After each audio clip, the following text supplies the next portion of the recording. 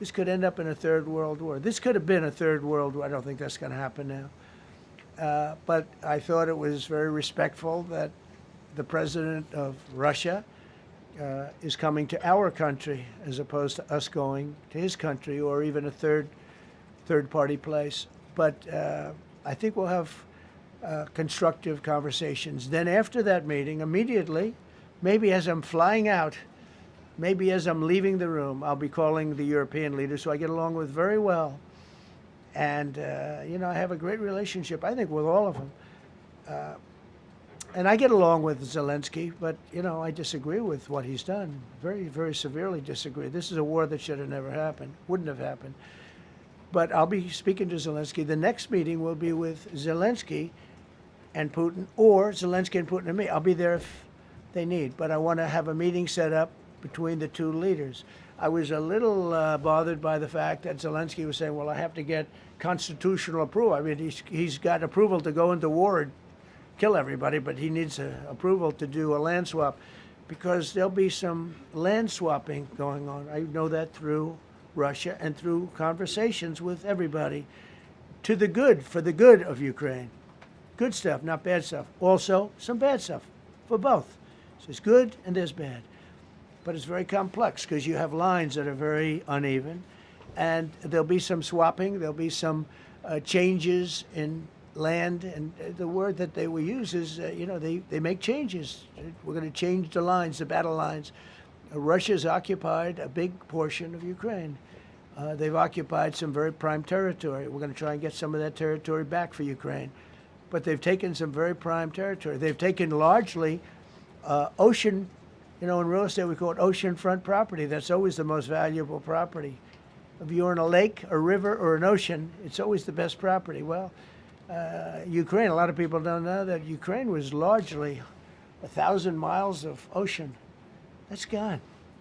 Other than one small area, Odessa, it's a small area. There's just a little bit of water left. So I'm going to go and see the parameters. Now, I may leave and say, good luck.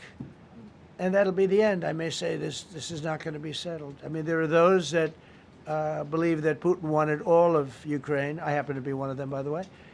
I think if it weren't for me, he would not be even talking to anybody else right now. But I'm going to meet with him. We're going to see what the parameters are. I'm then going to call up President Zelensky and the European leaders. Right after the meeting, yeah. And I'm going to tell them what kind of a deal. I'm not going to make a deal. It's not up to me to make a deal. I think a deal should be made for both. I think Russia has to get back into building their country. It's a massive country. I think they have 11 time zones, if you can believe it. It's a massive, it's by far, from the standpoint of land, it's by far the largest. They have tremendous potential in Russia to do well. They're not doing well. Their economy is not doing well right now because it's been very well disturbed by this. It doesn't help when the President of the United States tells their largest or second largest oil buyer that we're putting a 50% tariff on you if you buy oil from Russia. That was a big blow. And then they say, gee, he wasn't so tough. Nobody else would have done that. And I haven't stopped there. I mean, look, I was all set to do things far bigger than that, but I got a call that they'd like to meet, and I'm going to see what they want to meet about. I'd like to see a ceasefire. I'd like to see the best deal that could be made for both parties. It takes two to tango, right? So ultimately, I'll have a meeting next week. I had a great relationship with him, considering the fact that, I was not nice to him because of the pipeline. I ended the pipeline. I also gave the javelins. Do you ever hear of a javelin? Javelin is called a tank buster. They say that Obama gave them sheets and I gave them javelins. If it weren't for me, all those tanks that were destroyed at the first days of the war because the tanks got stuck in the mud, some commander made a better they would have been in Kiev in 4 hours going down the highway. But a Russian general made a brilliant decision to go through the farmland instead. And they just had torrential rains, and the rains were so bad, and it was mud, and those tanks got stuck in the mud. I don't know who that general is, but knowing Vladimir, he's probably not around any longer because all those tanks were stuck in the mud, and they went along with the javelins. I gave him the javelins. You know that, right? I gave them javelins. They gave them sheets. But I'm going to meet with President Putin, and we're going to see what he has in mind.